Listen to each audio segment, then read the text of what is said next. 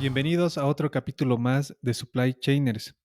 En esta ocasión nos encontramos con un invitado experto en logística y en todo lo que en la carrera de ingeniería industrial vemos respecto a estrategias Lean, el Just in Time, y me van a entender cuando escuchen su historia. En esta ocasión estamos con Juan Luis Gil Rolano, un boliviano que llegó a Europa y está ocupando grandes cargos en grandes empresas. Y bueno, para no hacerles spoiler de todo lo que vamos a hablar hoy día, bienvenido Juan Luis, un gusto tenerte en el programa. Gracias, Ángel. Igualmente. Súper, entonces comencemos. Para los que no te conocen, y hago siempre esta pregunta, ¿quién es Juan Luis Gil? Ok, bueno, soy cochabambino, boliviano, de una familia bastante reducida, diría, pero sí, empecé a estudiar, bueno, soy promoción 2009 de colegio, ingeniero industrial de la UPB. Posteriormente trabajé en la cervecería Boliviana Nacional, mis primeros años de experiencia alrededor de 3 años o un poco más fueron en la CBN. Y de acuerdo a eso, bueno, mientras pasaba o transcurría el último año, decidí hacer una maestría en el exterior, más enfocada hacia Europa. Y es por eso que tuve que renunciar y moverme hacia acá. Hice una maestría en Supply Chain Management. Algo interesante de mi carrera profesional, diría, es que pude saber o poder distinguir a muy corta edad profesional que la logística, el transporte y supply chain en general me gustaban y eran mi pasión profesional. Entonces, de acuerdo a eso, empecé a hacer la maestría. Eh, en dos distintos países, Francia e Italia, y posteriormente fui empleado por Toyota, donde, como decías tú, aprendí un poco de Just-in-Time Lean Management, que seguro podremos comentar un poco más adelante, y todos los sistemas de producción que son como que Zero Waste.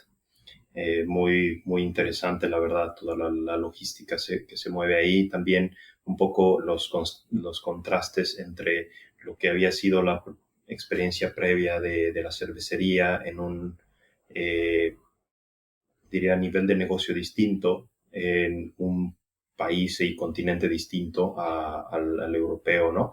Entonces, muy interesantes y muy distintas marcas, incluso hasta culturales, pero obviamente siempre creo que enriqueciendo lo que son los primeros años de experiencia que todos tenemos. Y bueno, después de 3 años en Toyota, decidí dejar la compañía y moverme hacia Amazon, que es donde ahora trabajo. Eh, Soy Program Manager para Reverse Logistics. Significa más o menos todo lo que es logística inversa desde Amazon hacia los vendors, que también seguramente ya comentaremos mucho más a detalle. Muy feliz, diría que una persona soñadora, una persona que le gusta aprender mucho, que le gusta eh, investigar, curioso, muy curioso, pero también simple en cuanto a decisiones y en cuanto a cosas que me llenan como persona y profesionalmente. Ávido de retos, diría yo. Seguramente comentaremos algunos también a lo largo de la entrevista. Entonces, bueno, feliz de poder estar acá, feliz de poder compartir un poco de quién soy y qué hice con todos ustedes y con su audiencia. Muchas gracias por el resumen, Juan Luis. Y bueno, comencemos desde la universidad. ¿Cómo es una pregunta que hago a todos los invitados? ¿Ya tú te visualizaste trabajar en logística cuando estabas en la carrera? ¿O cómo comienza toda esta pasión por la logística?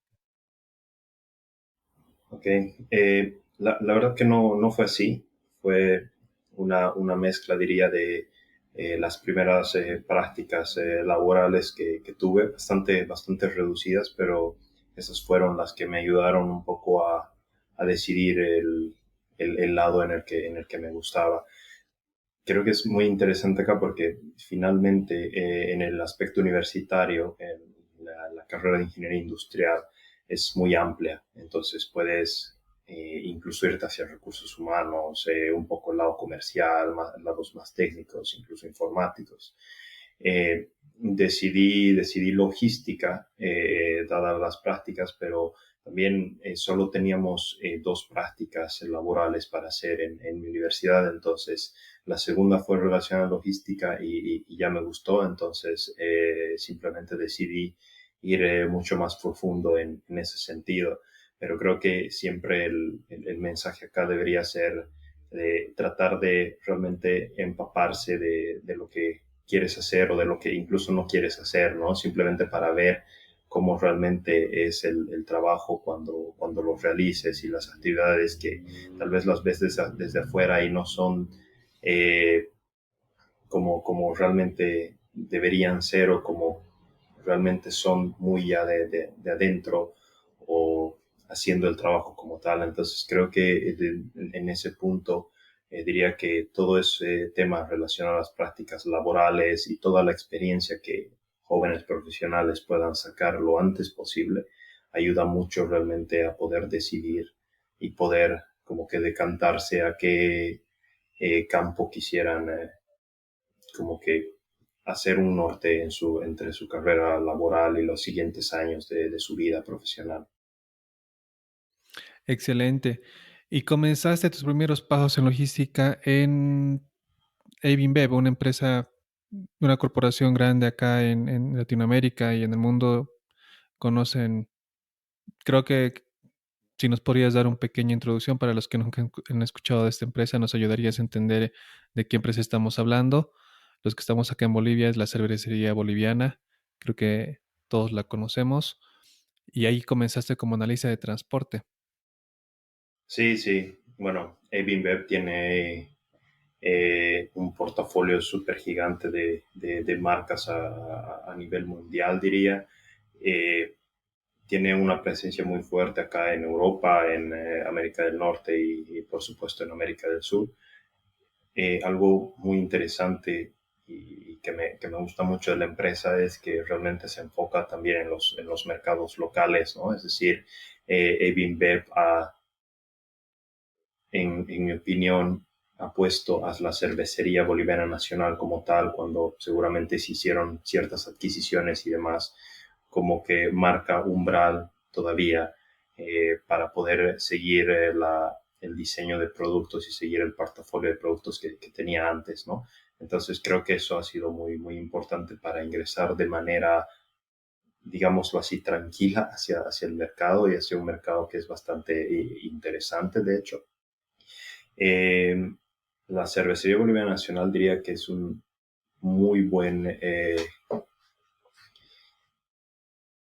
paso inicial para hacer una carrera. No digo que no sea buena para continuarla de toda la vida, simplemente que no puedo dar esa perspectiva claramente, pero sí que me ayudó mucho a poder dar los pasos iniciales en el sentido de que como analista de transportes pude ya empezar a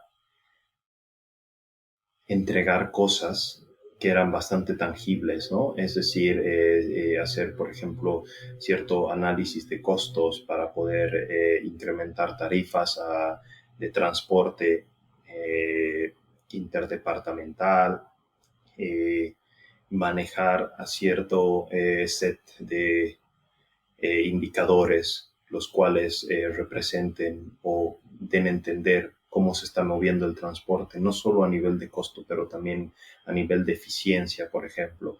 Entonces, cosas que tal vez no son tangibles cuando estamos haciendo la carrera y cuando estamos estudiando, sí que las oímos y sí que sabemos como que para qué son, pero ya cuando uno las empieza a usar, realmente se ponen más interesantes. Yo recuerdo decir que no iba a usar o no era mi preferencia empezar a hacer análisis de costos y todo lo relacionado a finanzas. Sin embargo, mi primer puesto fue muy relacionado a finanzas de transportes. Y aún así, a lo largo de mi carrera, lo he ido usando porque diría que va muy de la mano, ¿no? Cualquier decisión que tomes finalmente tiene un impacto económico y cualquier factor externo que también venga tiene una afección económica, ya sea positiva o negativa, y nosotros tenemos que ser capaces de entender y poder tomar ciertas decisiones. Entonces, el puesto de analista de transportes fue más que todo enfocado a eso, a indicadores y costos. Mencionaste eso es un punto muy importante porque todos lidiamos con forecast, con hay tantos nombres que le ponemos acá en Bolivia en diferentes, pero al final el concepto es el mismo, es cuánto vas a vender y en tu caso eso lo transformabas en dinero, que de igual manera como mencionas tiene sus subidas y bajadas. ¿Nos podrías dar un ejemplo puntual de qué es un factor externo que afectaría a ese budget, a ese presupuesto? Y cómo una persona que tiene este evento muy externo a ella, tiene que lidiar para poder arreglar los números y obviamente ejecutar las cosas. Ok, a ver, seguiré poniendo el ejemplo con el contexto de analista de transportes, pero tal vez con la experiencia de 8 años después, ¿no? Eh, cuando hacía el análisis de costes para un incremento, sí que teníamos que ver cuánto eso iba a afectar en el budget, ¿no? Si es que iba con el budget, iba por debajo o no. Y todos esos cálculos obviamente tienen una estructura bastante fuerte.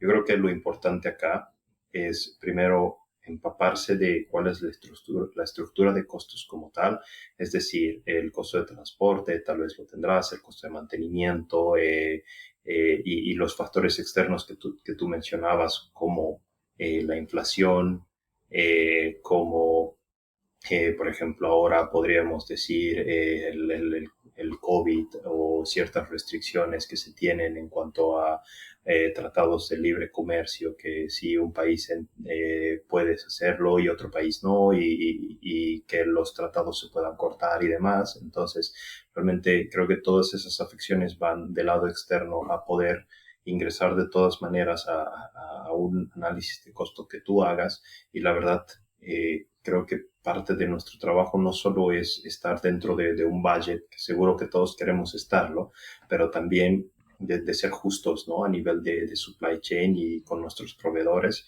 y entender qué está pasando con ellos. Yo recuerdo que alguna vez me senté como una tarde con los representantes del sindicato en ese momento y ellos me decían qué tipo de gastos tenían, ¿no? Que yo decía, bueno, tal vez es gasolina y ya, pero en sí no, ese es el mantenimiento, hasta el lavado finalmente que necesitas, incluso los equipos de protección personal que se tenían que cambiar de cierto tiempo, ¿no? Entonces hay muchos factores que yo creo que tienen que ser considerados. Lo importante es empaparse, lo importante es saber la estructura de costos y también creo que algo muy importante es decir y es estar claro en los supuestos que uno hace, ¿no? Entonces, si mi supuesto está claro, sabremos cuánto digámoslo así, cuán cercano a la verdad o cuán certero es nuestro análisis y cuánto porcentaje lo estamos tomando hacia supuestos. Entonces, creo que va muy de la mano con todo el análisis de costos y factores externos, internos y finalmente un análisis que se quiera hacer para formar tu costo logístico. Excelente.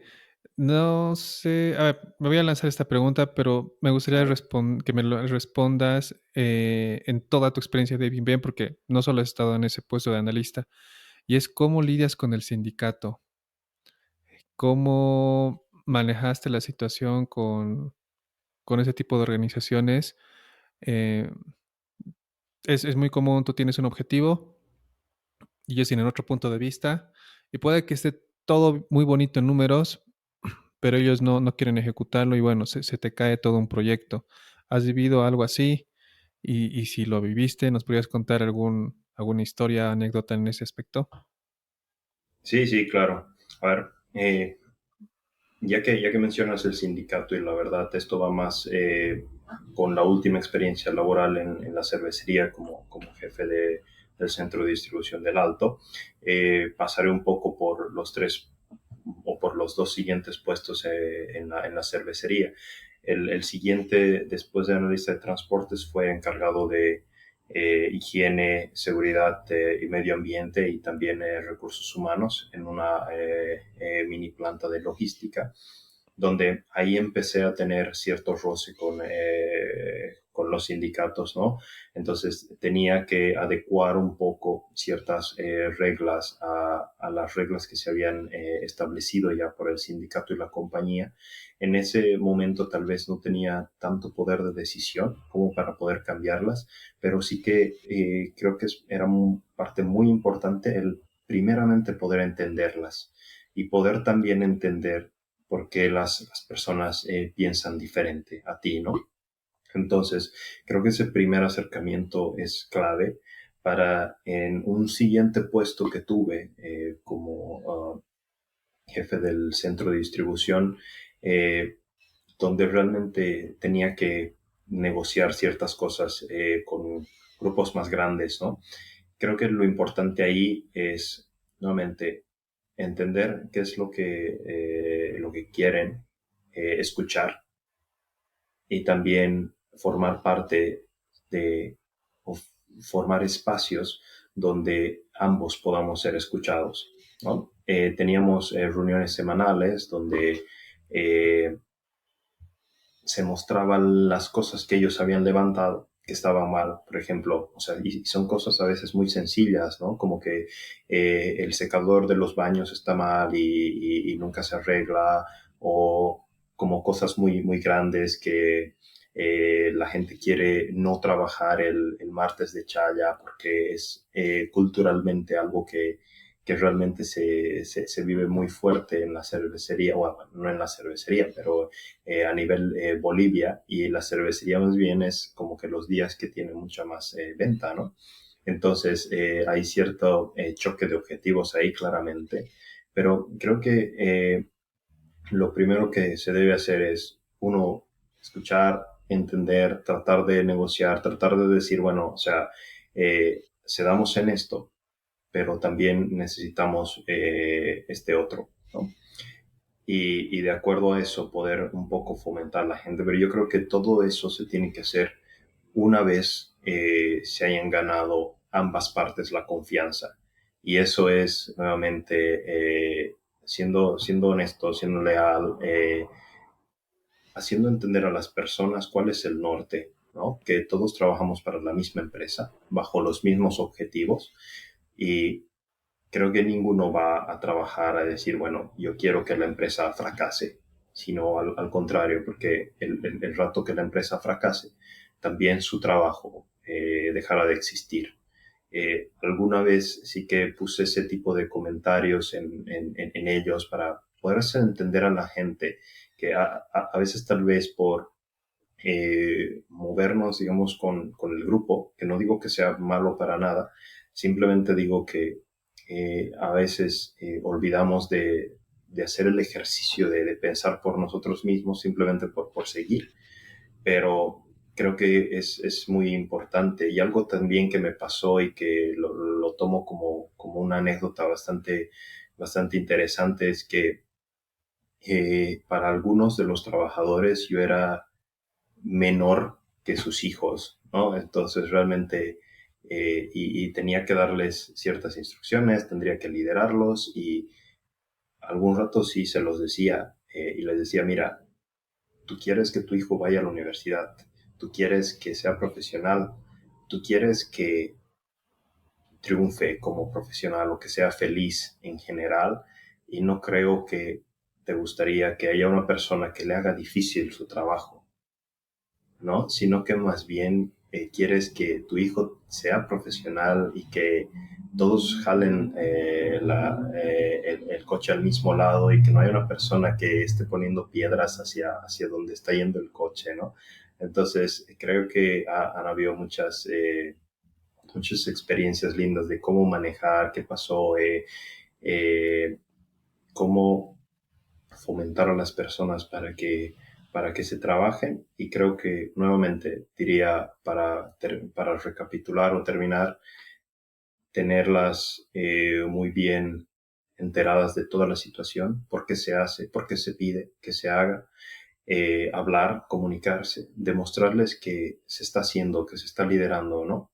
Y que todos, de todas maneras, vamos por un único norte. Gracias, gracias. Hablas mucho de empatía y me encanta utilizarla en la negociación para win to win. Y bueno, pasas de analista de transporte, como nos mencionabas, a otra área. Y si nos podrías explicar cómo maneja Bev el tema de los pilares, porque tú vas como soporte de seguridad y people y recursos humanos, pero en el pilar logística, ¿correcto? Sí. ¿Cómo, cómo fue tu, perdón, ahí me gustaría que enfoquemos el tema de la estrategia de la productividad de la gente. Tengo entendido que viste mucho de eso y obviamente todo lo que tiene que ver de seguridad, que se exige en logística de esa gran corporación en temas de seguridad. Ok, sí. A ver, creo que cada empresa tiene sus distintas formas de hacer un sistema de gestión como tal, ¿no? Para poder cumplir con estándares de calidad, de seguridad, de cumplir con todo lo que se quiere prácticamente a nivel de visión, ¿no? Final. ABINBEP tiene, o bueno, cuando yo todavía estaba, tenía la pirámide de ciertos pilares que se manejaban. Sí, uno de ellos era el pilar de logística, seguridad, medio ambiente, people. Entonces, hay obviamente muchos más. ¿Cómo se logra manejar esto o cómo se manejaba a mi nivel? Es que se tienen ciertos soportes dentro de una mini planta que son como supervisores prácticamente, donde cada uno está encargado de dos o tres pilares, que es dueño de esos pilares, que mueve un poco más al equipo, ¿no? Como encargado para poder llevar a cabo las estrategias, objetivos que se tengan a nivel de departamento. Eh, ¿Qué pasó con la productividad? Se tuvieron cambios muy interesantes cuando yo estuve, porque se empezó a paletizar la carga que antes era manual. Entonces, ese proyecto es el que nos ayudó justamente a empezar incluso a cambiar los turnos, empezar a hacer ciertas rotaciones de personal y demás. Y era como que un estudio bastante amplio de cómo realmente hacer, digámoslo así, un estudio de tiempos y movimientos para cada uno de los puestos de trabajo, los montacarguistas, los supervisores, los estibadores, que tal vez su trabajo ya iba a cambiar de estibadores a evolucionar o a montacarguistas o a otro tipo de rol. Cómo juntar todos esos tiempos, analizarlos y poder formar un nuevo flujo de trabajo donde tengamos solamente carga paletizada. Fue muy interesante. No fue fácil nuevamente con temas de sindicato, pero creo que ahí, como decías tú, la empatía y la negociación con datos fue muy interesante. Decir, bueno, no es que se está cambiando los roles porque se quiere disminuir la gente, sino que se quiere aumentar la productividad. Queremos hacer prácticamente más con menos, ¿no? Pero no menos headcount o menos personal, sino menos, digámoslo así, procesos o menos desgaste del personal, que se pueda hacer de mejor manera, y eso iba de todas maneras a mejorar el clima laboral general, ¿no? Es distinto cargar cajas a mano de, diría, 10 o 12 kilos que tener un montacargas, ¿no? Y también tener una licencia de montacarguista que la empresa te estaba prácticamente patrocinando.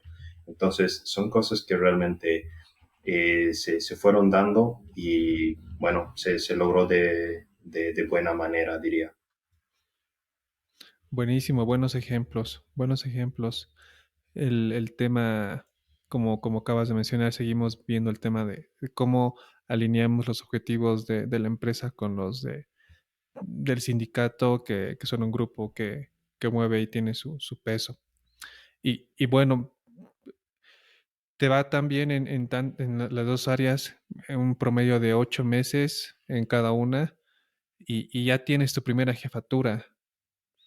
¿Cómo das ese salto? ¿Cómo ocurre? ¿Hubo algo puntual que tú consideras, haciendo una introspección ahora, que te haya ayudado a dar ese salto en tu carrera profesional? ¿Un proyecto, algunos KPIs que hayas dado la vuelta? ¿Cómo llegas a liderar el año 2015 todo un centro de distribución de la ciudad del Alto? Diría que fueron muchos factores. La CBN tiene un proceso de no solo de selección y reclutamiento, pero también de evaluación de cada uno de los empleados, ¿no? Entonces, prácticamente de acuerdo a eso, a qué objetivos se cumplan y qué estándares o qué posibilidades tenga una persona de poder seguir creciendo. Y también, obviamente, incluso a nivel personal, ¿no? Que es que la persona quiera, por ejemplo, cambiar de departamento, cambiar de país, incluso. Entonces, toda esa apertura y todo ese conjunto hace que la persona sea potencial a moverse más fácil o no, y también potencial a crecer más o no.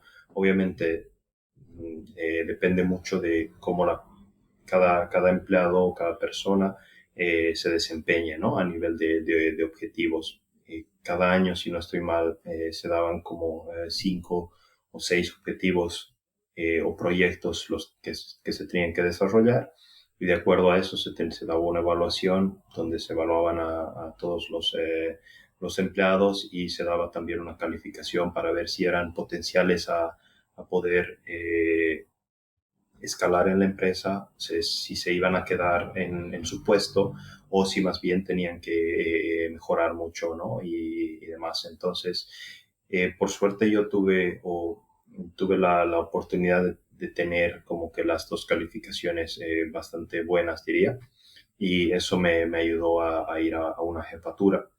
La verdad nunca había pensado sí a tan corta edad, pero creo que fue muy interesante, muy enriquecedor, como te decía, mucho de sindicato, muchos nuevos proyectos en la jefatura del centro de distribución. Era en ese entonces el centro de distribución más grande donde se subía la producción de la planta de la ciudad de La Paz hacia el centro de distribución El Alto, y desde el centro de distribución se empezaban a distribuir interdepartamentalmente. Entonces, había muchos retos, había también el reto de carga paletizada nuevamente, y mucha carga de negociación sindical. Ahí es donde un poco aprendí también todo lo que era el engagement, ¿no? Al empezar a formar parte de una jefatura, también tenía un objetivo que era el de compromiso laboral de mis trabajadores. Entonces tenía que ver que realmente todo esté bien desde la base, ¿no? Y lo que había pasado antes, y lamento decir que no fui la excepción, es que el centro de distribución en ese entonces no había tenido un jefe por más de 2 años. Entonces, eso también había afectado un poco como que la confiabilidad de los mismos empleados, ¿no? Tenían que prácticamente rehacer las relaciones. Entonces, fue así que pasó el tiempo, la verdad, muy, muy feliz, muy enriquecedor, muchas cosas aprendidas a nivel de, diría, nuevamente productividad, control de inventarios en ese caso, o sea, se tenía realmente, se manejaban 3 bodegas de producto terminado y una playa de envases vacíos que, si no estoy mal, eran por alrededor de 10.000 hectolitros. Entonces realmente eran proporciones bastante grandes donde uno fácilmente podría perderse si es que no hacía o si es que no se tenían los procedimientos correctos de conteo, de gestión de inventarios, de manejo del sistema, que todo cuadre y añadir a eso que todo se haga de manera segura y de manera óptima, ¿no? Porque cuando tienes más empleados es donde tienes también más riesgo de que algo pase, simplemente por clara inercia, ¿no? De tener más personas y más riesgos que pueda pasar. Pero bueno, fueron bastante, diría, lindas experiencias bastante enriquecedoras, el poder prácticamente forjar un centro de distribución y empezar a poner los pilares que les había comentado en el puesto anterior, donde no se tenía todavía eso claro, entonces poner por lo menos la base, el pilar de gestión en este caso, donde se empezaban a tener KPIs, se empezaban a tener cierto tipo de reuniones para hacer cierto tipo de seguimientos también a nivel de seguridad, a nivel de inventario, a nivel de recursos humanos, a nivel incluso de sales and operations, ¿no? Que teníamos que estar muy de cerca con ellos. El mercado del alto para la CBN es muy fuerte. Entonces, realmente se tenía que tener un seguimiento muy de la mano con la parte comercial. Y creo que fue así. Me fui muy feliz de ese puesto, pero también con nuevos brillos hacia la maestría y a un cambio de continente. Gracias por compartirnos esa parte. Antes de entrar justo a esa historia que cambia el rumbo de tu carrera profesional, ¿nos podrías ejemplificar mm, o contar cómo era ese proceso que llevaban en tu empresa para el Sales and Operation Planning? ¿Cómo era la coordinación? ¿Cómo mitigaban los errores?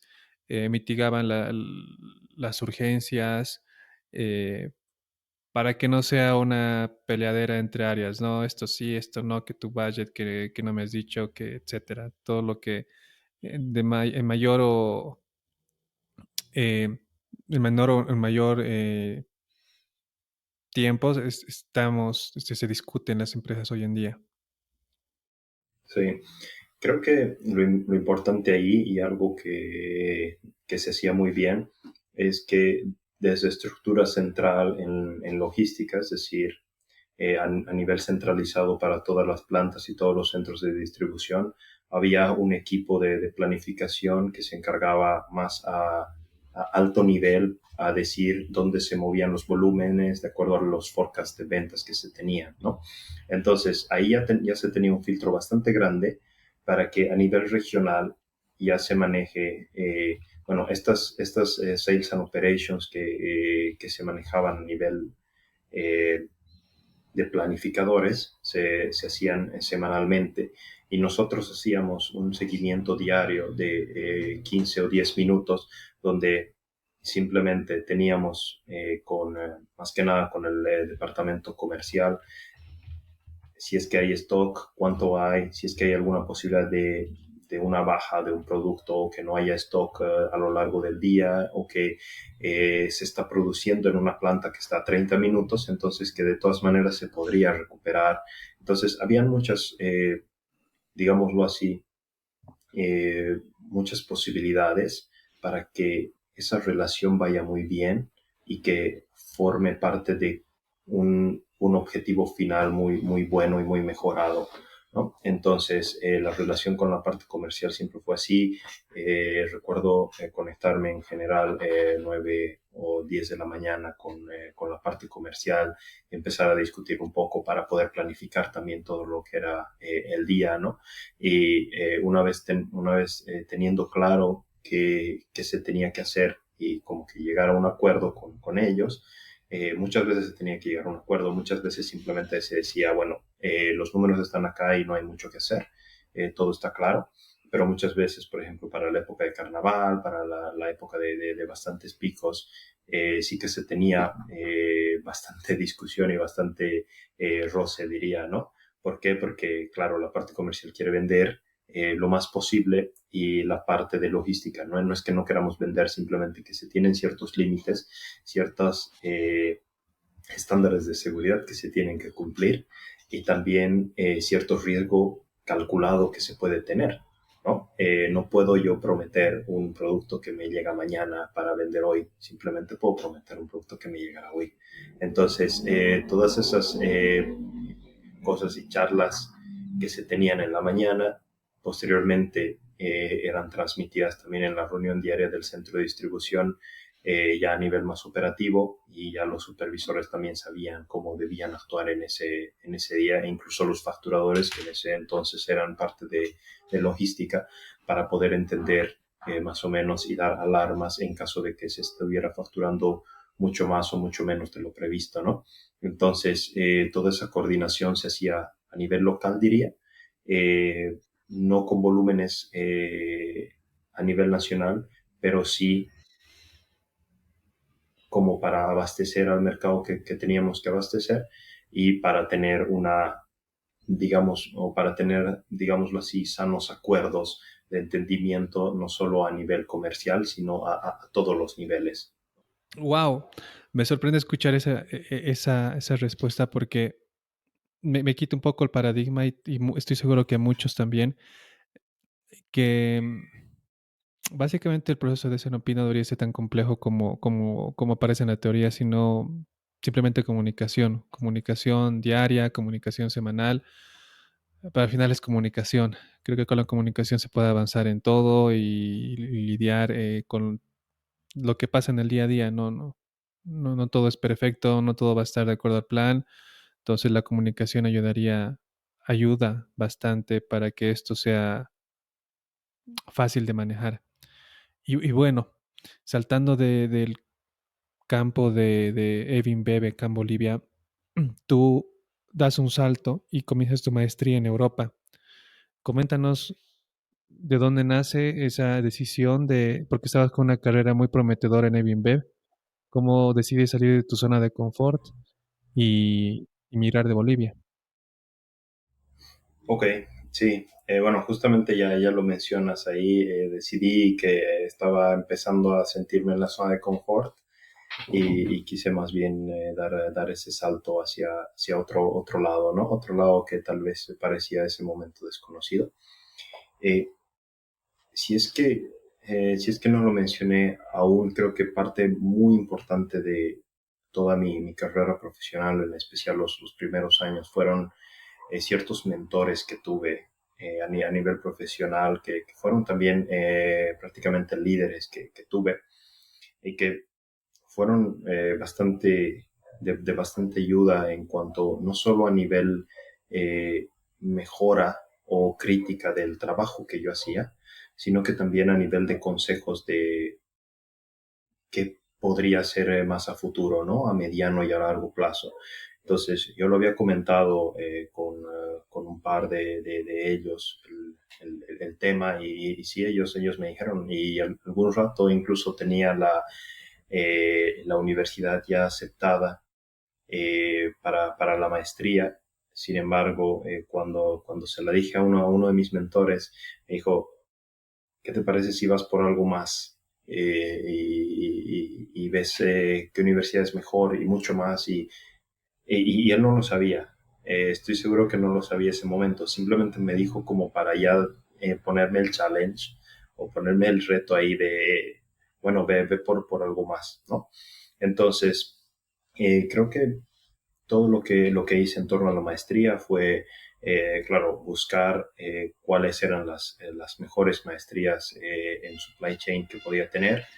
Tenía un poco el tiempo corto eh, porque había renunciado muy cerca a lo que era el inicio de la maestría, entonces sí que no podía tener acceder a una beca, por ejemplo, de manera fácil en ese sentido, pero justamente yo tenía la perspectiva de que yo mismo me había pagado mi beca con todo lo ahorrado en esos 3 años en la Cervecería Boliviana Nacional y que, bueno, iba a hacerlo de todas maneras. Había hablado con mis papás y les había comentado que de todas maneras necesitaría cierto apoyo y que si podrían ayudarme como que siendo los garantes de un préstamo para estudios, ¿no? Y ellos me dijeron que, bueno, gracias a Dios se pudo dar que ellos me ayudaban en vez de la institución financiera, pero bueno, de todas maneras fue esa parte como que interesante de todo el reclutamiento y manejo de la maestría. Como comentario o como tip, nuevamente lo digo, creo que tenemos que apuntar a lo más alto que podamos. En este caso para mí fue el Politécnico de Milano, donde hice la maestría. Eh, muy buena universidad en términos de enseñanza académica y también de investigación.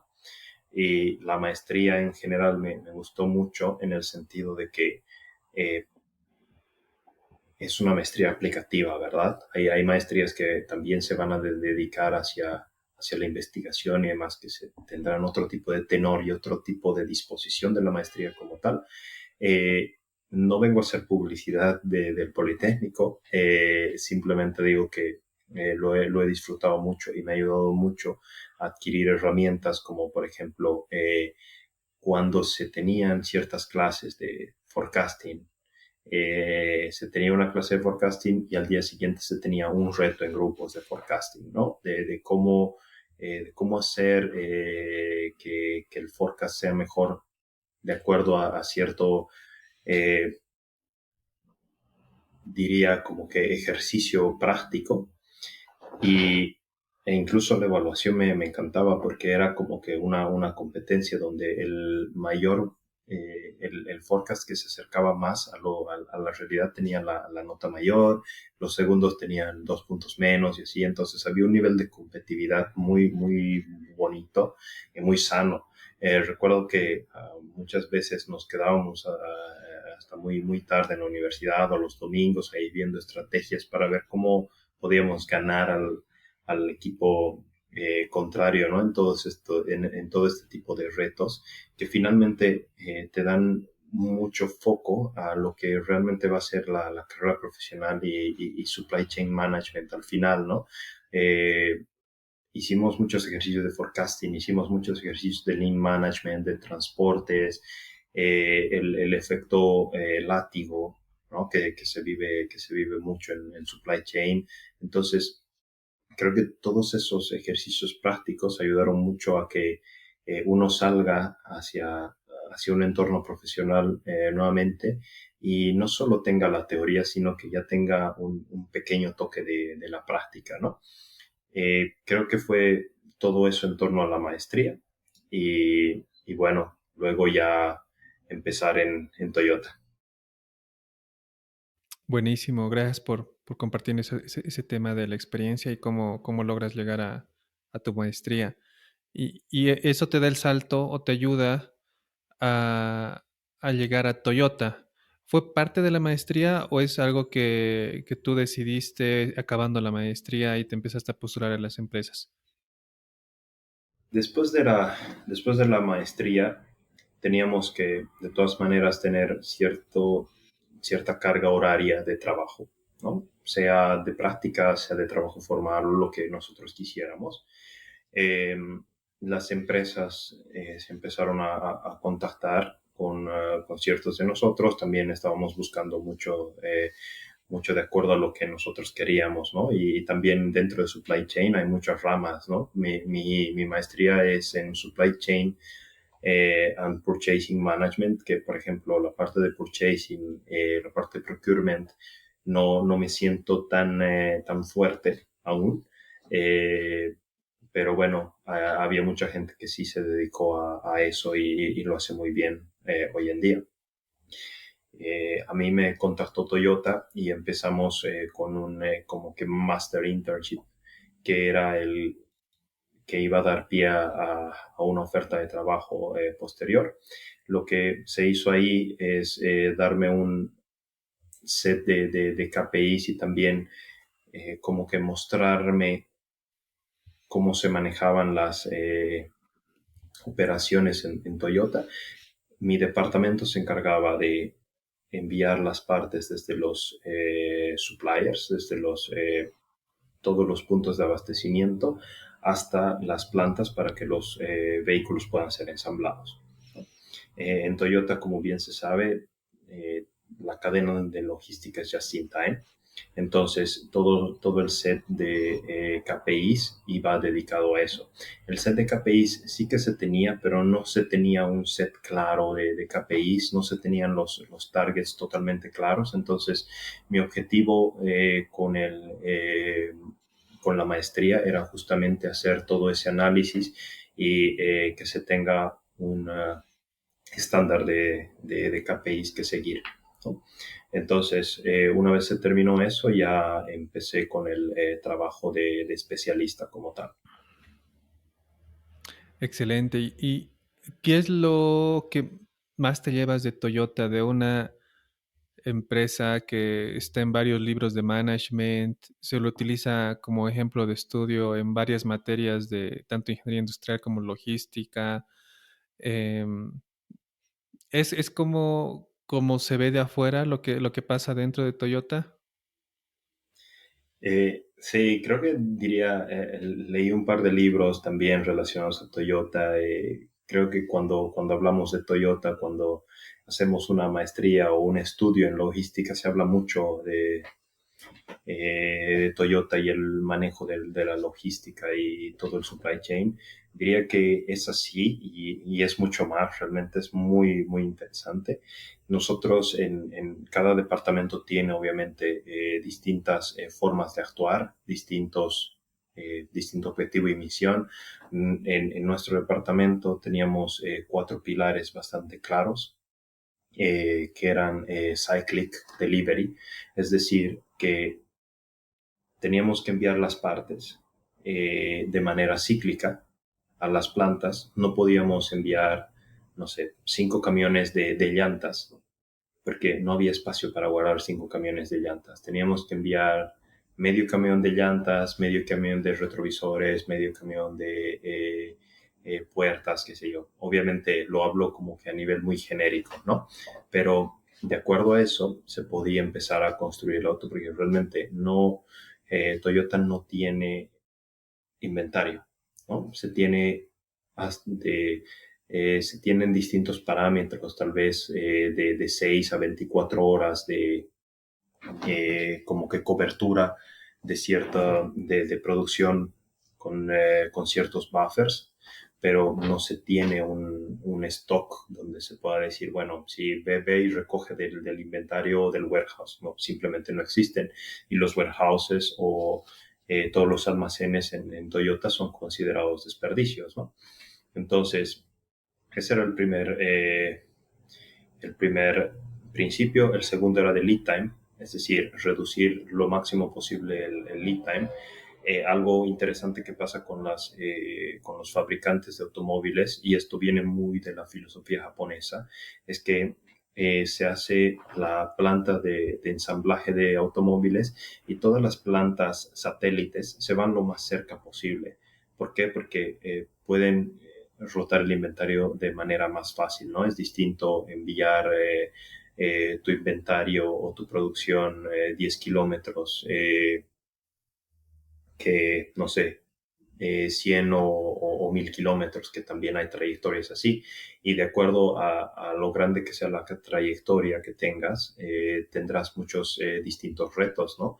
Es porque se tienen distintos tipos también de logística. Una podrá ser simplemente un transporte rápido de un camión, otra podrá ser una balsa que tengas primero que poner en un container, luego que mover toda la balsa, luego sacar el container y hacer un transporte multimodal, tal vez hacia un camión o hacia un tren y luego otra vez a un camión. Entonces realmente se tienen N posibilidades para hacer todo el transporte, para manejar toda tu red de transportes.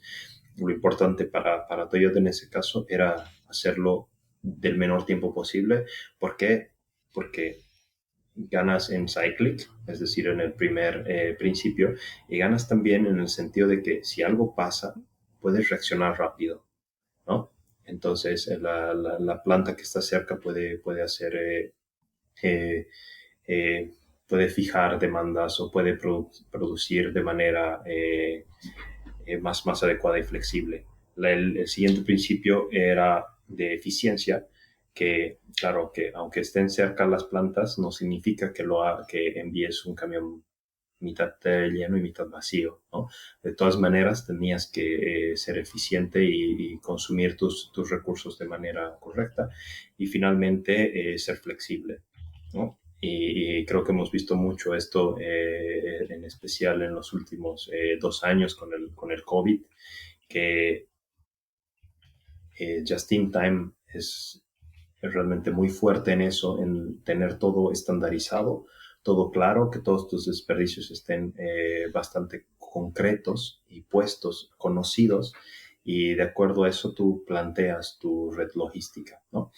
Pero hay disrupciones que realmente no se pueden planificar, no se puede hacer un forecast, ¿no? De cuánto va a durar, qué va a pasar y demás.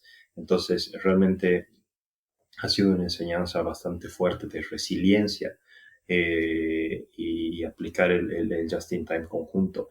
Lo importante en Toyota y con el just-in-time es que también reduces todos los desperdicios y qué ayuda todo eso, que tu costo logístico sea bajo.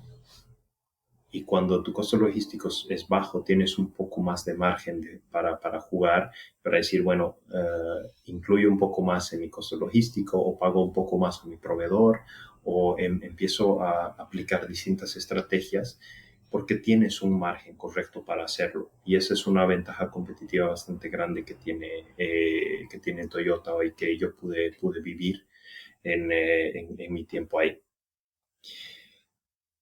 Creo que eso es lo más grande y a grandes rasgos que pude decir de Toyota o la experiencia que tuve. Tengo una curiosidad y es, Claro. eh, just in time es justo a tiempo en español, ¿significa no tener stock de seguridad? Sí, sí. El stock de seguridad es también un desperdicio, diría. Se tienen ciertos buffers, no, o cierta seguridad en cuanto a todas las entregas que se hacen, ¿no? No podemos ir a cero. Pero lo que sí pasaba es que se hacía un control a minuto. Muchas veces, si el camión llegaba media hora tarde, podría significar que una línea de producción de automóviles parara, y es decir, estás parando de 2.000 a 4.000 empleados, ¿no? Simplemente por toda esa media hora que está el camión parado.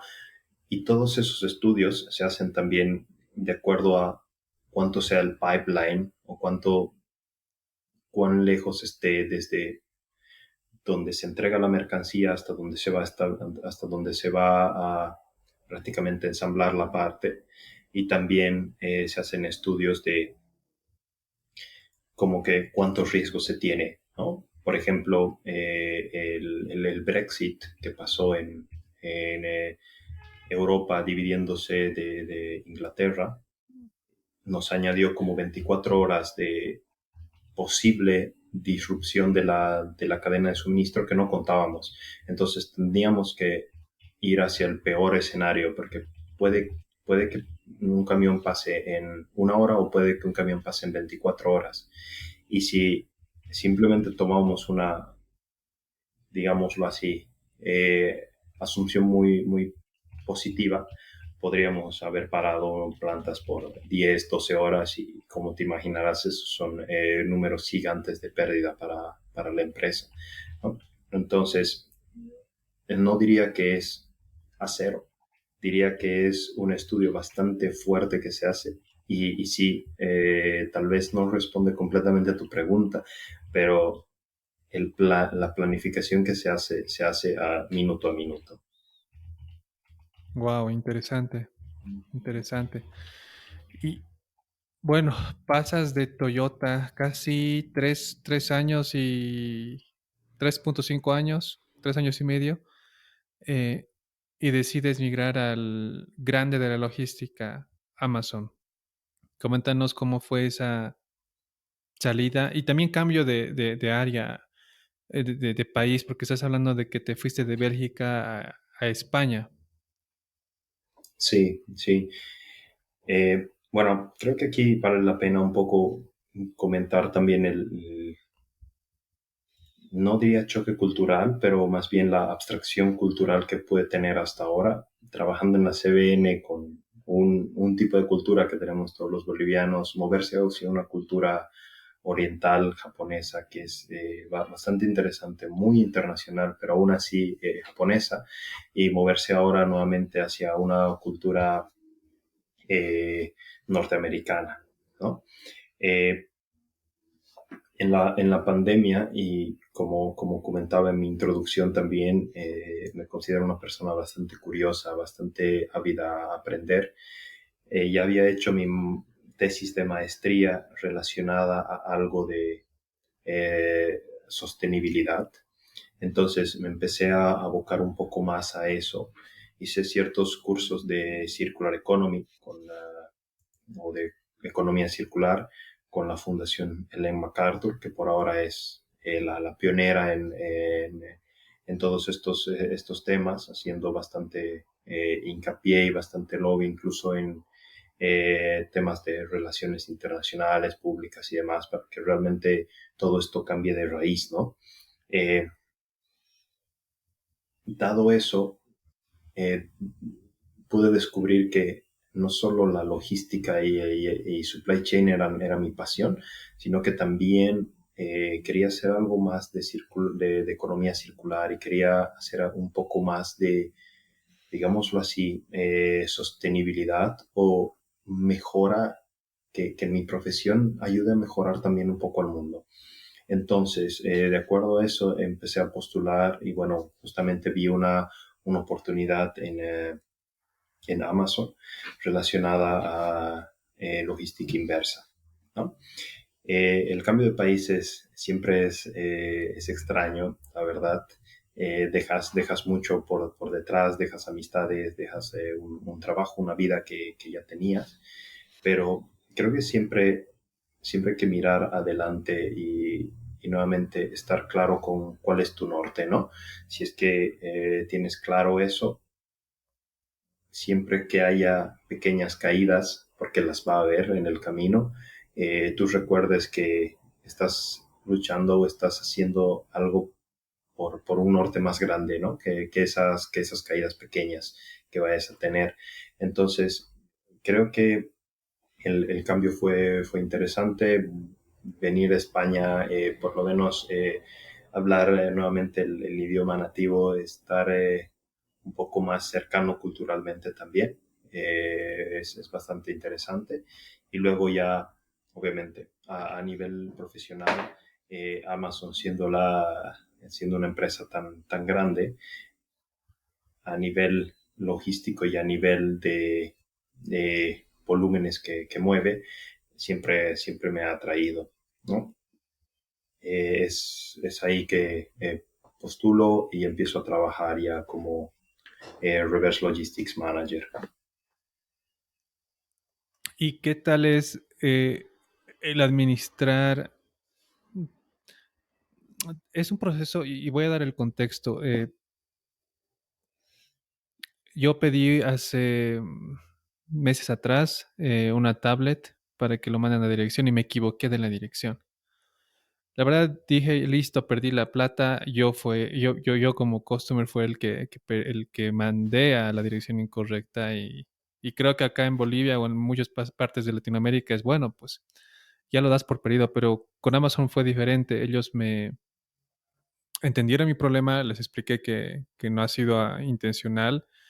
Me explicaron que ellos iban a hacer toda la logística de recuperar la tablet y obviamente me devolvieron el dinero. Y ahí me puse a pensar, ¿qué problemón les acabo de dar a ellos? de buscar de dónde has dejado, el volver a los almacenes, el ver que no esté dañado, inspección.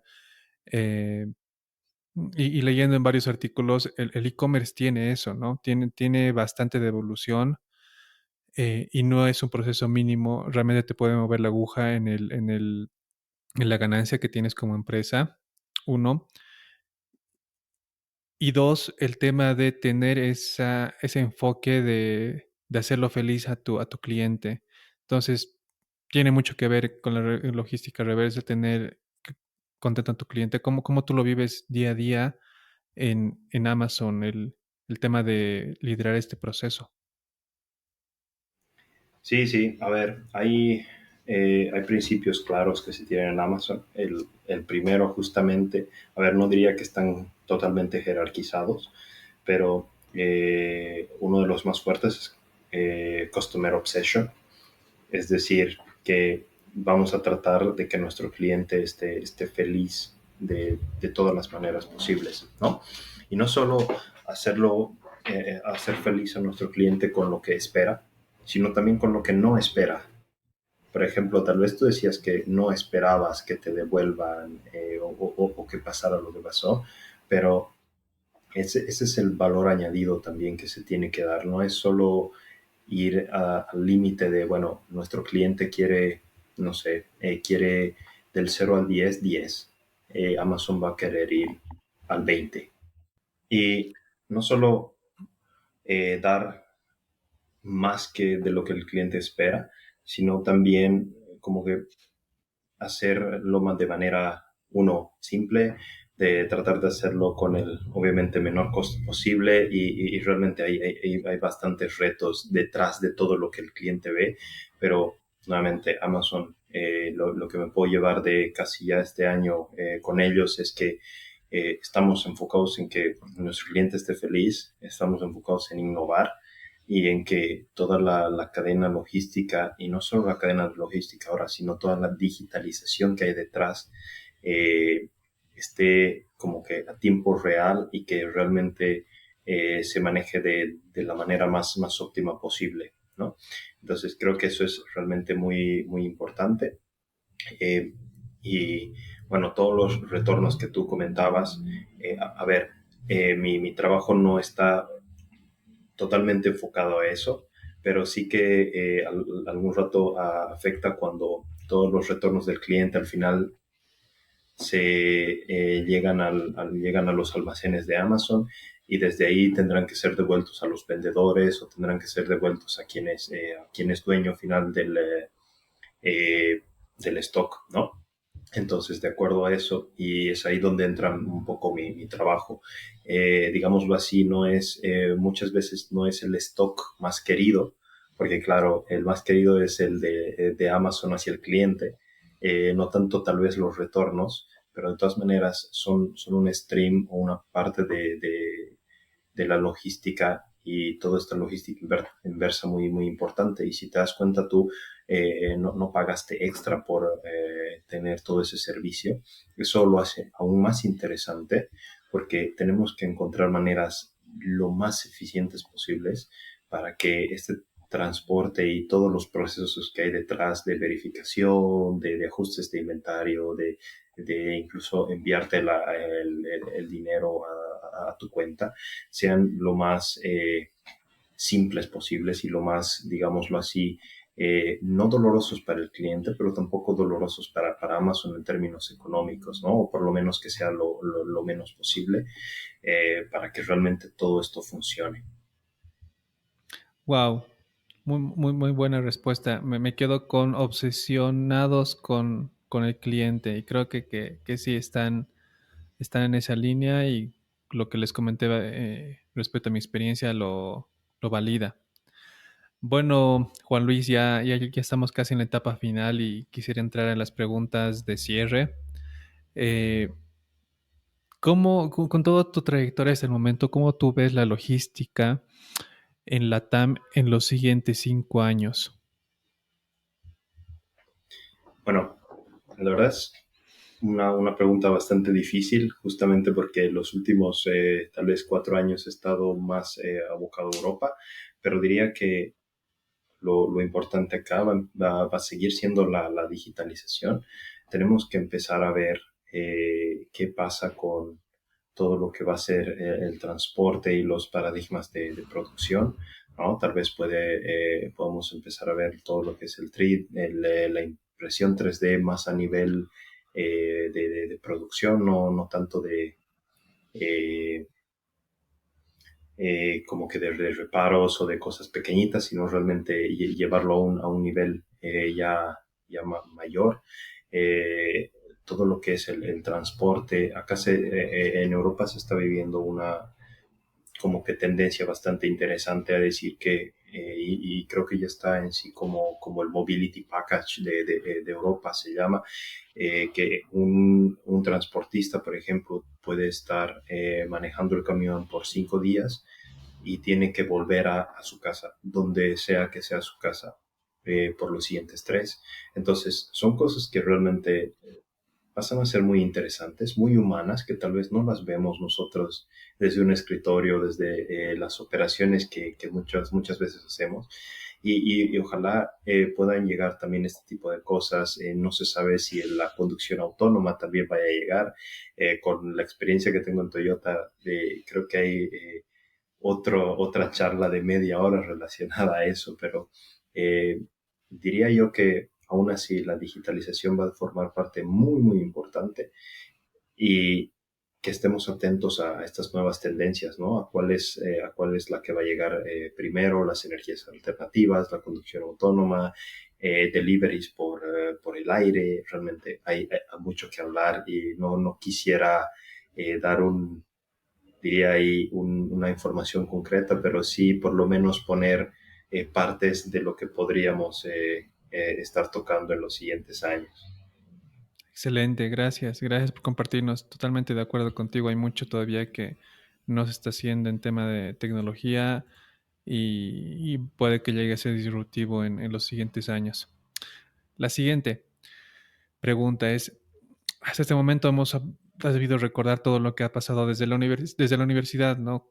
Las decisiones que uno toma, la experiencia que va adquiriendo y todo lo que te hace ser lo que hoy en día eres. Entonces, si perdieras la memoria y te mostraran una lista con todo lo que aprendiste en tu vida hasta ahora y de esa lista te dieran a escoger solo una cosa para recordar, ¿qué escogerías o qué elegirías y por qué? Yo creo que elegiría el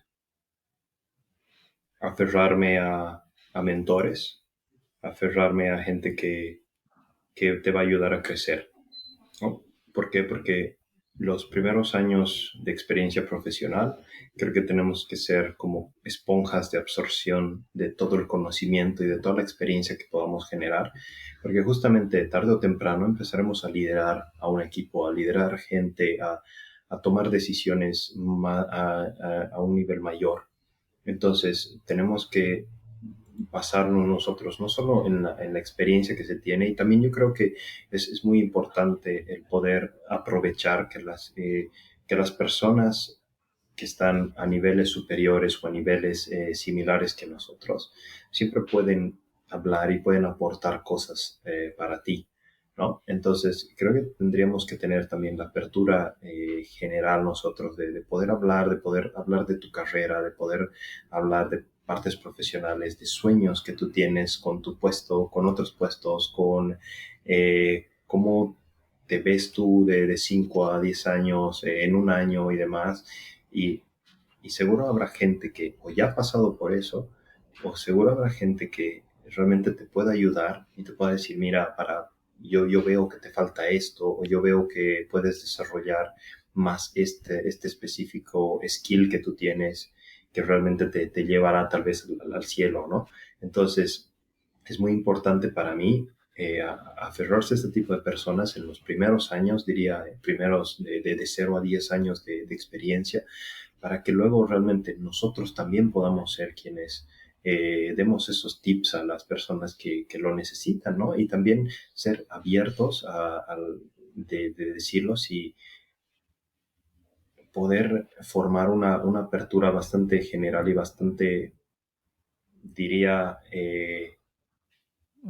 no sé si la palabra es bonita, pero como que bastante noble a nivel profesional, de que realmente esa comunicación sea bastante fluida, bastante fácil y que sobre todo ayude a las personas a poder distinguir y a poder tomar decisiones en la vida joven profesional de manera mucho más fácil y tal vez teniendo mucha más confianza. Creo que eso es la parte que tomaría de todo esto. Gracias. Excelente. Y bueno, la última pregunta de formato es, si tuvieras un superpoder para poderte conectar con todas las personas que están en la cadena de suministros, eh, y en ese momento te van a escuchar todos ellos. ¿Qué mensaje quisieras darles? Tanto los que están comenzando en cadena de suministro, los que ya están años y los que ya realmente están a punto de jubilarse en este campo. ¿Qué mensaje quisieras darles a todos estos profesionales? Diría que hay dos cosas importantes acá. La primera, que aún así sigamos formándonos, tengamos la edad que tengamos, sigamos tratando de aprender, tratando de ver qué nuevas tecnologías, tendencias. Personalmente diría que no me gusta la investigación, no podría yo tomar un rumbo hacia eso, pero sí me gusta leer mucho de lo que ya ha pasado y de lo que la gente está investigando y los admiro mucho en sí. Entonces, creo que es muy importante tener esa apertura a aprender y a ver qué nos depara el futuro. No necesitamos muchas veces como que reinventar nada, simplemente con leer y poder adaptar la situación hacia lo que nos está pasando es más que suficiente. Y la segunda parte, creo que les diría que especialmente relacionado a los jóvenes profesionales, tenemos que empezar a tomar mucha conciencia de todo lo que dejamos y el mundo que dejamos a nuestras siguientes generaciones, ¿no? Justamente es por eso que yo me metí mucho en economía circular. Vamos a ser nosotros los que vayan a cambiar esto de ahora en adelante y tal vez las siguientes generaciones aún más y con más fuerza. Creo que eso se tiene que hacer, se tiene que cambiar. La logística y el supply chain es, diría, uno de los brazos más fuertes que tiene la economía circular, porque realmente se puede incluso empezar a diseñar la cadena de suministro y un producto para que todo sea ciclado y no tengamos que generar tanto desperdicio, no tengamos que generar tanto consumo de energía y demás. Entonces, realmente diría que empecemos a ver también formas de que nuestra logística, nuestro trabajo y todo el supply chain en general sea más ético, sostenible y circular. Gracias. Gracias, Juan Luis.